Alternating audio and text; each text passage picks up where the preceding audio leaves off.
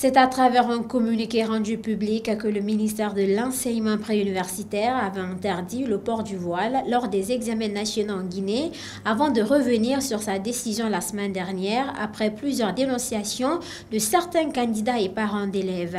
Vu la pertinence du sujet, le porte-parole de l'Union franco-arabe de Guinée n'a pas voulu rester en marge de cette activité.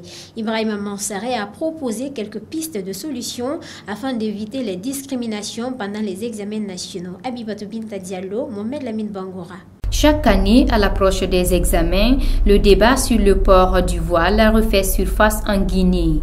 Interdire donc les jeunes filles de porter le voile lors des examens, qu'ils soient intégral ou pas, n'est pas sans conséquence parce qu'elles ont choisi de porter le voile. Malgré que les autorités ont reconsidéré leur décision la semaine dernière, le porte-parole de l'Union franco-arabe de Guinée, Ibrahima Mansaré, a fait sa lecture de la situation tout en remerciant néanmoins le ministre de l'Enseignement préuniversitaire pour l'intérêt qu'il accorde à leur doléance. Un arrêté ou une décision d'un département ne peut pas abroger un droit constitutionnel. Donc c'est ainsi que des plaidoiries en plaidoirie, nous avons été informés il y a à peu près 72 heures d'une note circulaire qui autorise le port du voile ou foulard et non pas voile intégral.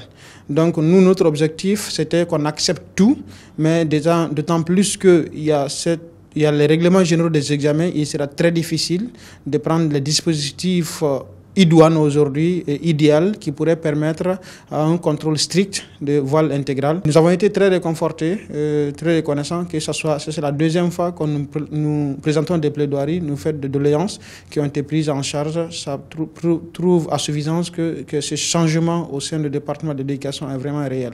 Poursuivant son intervention, le porte-parole de l'Union franco-arabe de Guinée invite le ministre Guillaume Awing de faire en sorte que personne ne soit discriminé lors des examens nationaux. L'appel que j'ai à lancer ici, c'est de dire au ministre de l'Enseignement préuniversitaire, en l'occurrence M.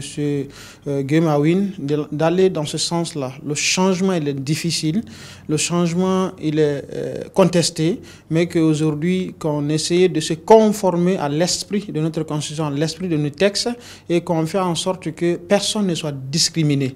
Parce que vouloir imposer des arrêtés qui ne reflètent pas de la réalité de notre pays, c'est de mettre en cause l'éducation d'une franche couche aujourd'hui qui avait déjà abandonné l'école. Et nous sommes pour la promotion de l'éducation de la gente féminine. Ibrahima Mansaré souhaite que la gente féminine occupe des postes stratégiques et d'être au même pied d'égalité que les hommes dans les centres d'examen afin de faciliter la fouille des jeunes filles pour éviter d'aller vers l'harcèlement sexuel.